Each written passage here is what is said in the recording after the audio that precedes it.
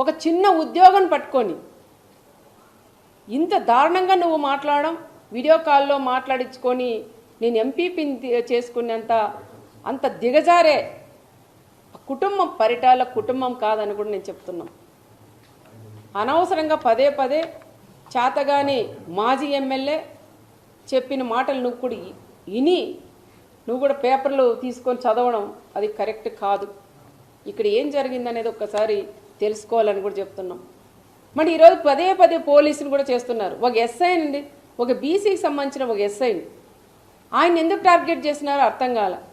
ఆయన పదే పదే ఒక మాజీ సీఎం లెవెల్లో ఉండే వ్యక్తి ఒక బ్రోకర్ అంటాడు, ఒక ఎస్ఐ వచ్చి మన వీడియో కాల్లో మాట్లాడించినామంటారు.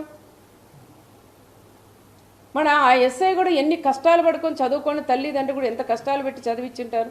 ఒక ఎస్ఐ అయితే ఎస్ఐది ఏముంటుందండి, పై స్థాయి వాళ్ళు ఏం చెప్తే చేసేవాళ్ళు. ఆ ఎస్ఐని ఏదో రకంగా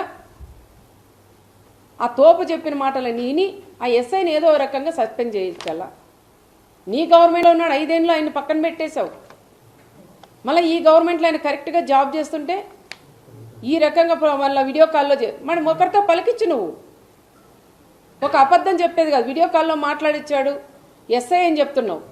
మరి ఒక్కరితో అయినా మీరు పలికించగలరా? అనవసరంగా మీరు పోలీసుల మీద కూడా పోవడం అది తప్పు అని చెప్తున్నాం.